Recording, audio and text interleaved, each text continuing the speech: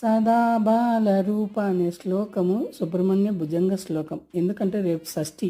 ఈ షష్ఠి కార్తీక మాసం ప్రతి నెల వచ్చే షష్ఠి మనము చేసుకుంటే సదాబాల రూప ఇట్లా బయట కూర్చొని శంకరాచార్యులు ఆ స్వామిని ధ్యానిస్తూ శ్లోకం చేసినాడు. అది అద్భుతమైన శ్లోకం.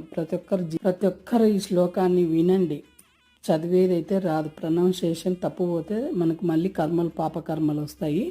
ప్రతి ఒక్కరూ కార్తీక మాసం వరకు వచ్చే షష్ఠులు 5 షష్ఠులు చేసుకోండి. చాలా అద్భుతమైన ఫలితాలు వస్తాయి. ఎందుకంటే నేను ఎన్నోసార్లు చేయడం అంటే మీరు ఊరికే స్వామికి ఇంత ప్రసాదం బెల్లమైన పెట్టి పాలక పంజారమైన పెట్టి ఇంత జపం చేయండి, లేకుంటే ఈ శ్లోకం వినండి. మళ్ళీ చేయమంటే ఏదో ఒకటి వస్తారు. ఎన్నో జాతక దోషాలు అన్నీ, ప్రతి సమస్య, డబ్బులు కావాలన్నా సుబ్రహ్మణ్య స్వామి అనుగ్రహం ఉండాలి. ఎందుకంటే కుజ దోషాలు పోయి పెళ్ళిళ్ళు కావాలన్నా, ప్రతి సమస్యకు పిల్లలు బాగుండాలన్నా, ఈ ప్రతి సమస్యకు సొల్యూషన్స్ సర్వజన సుఖినో భవంతు.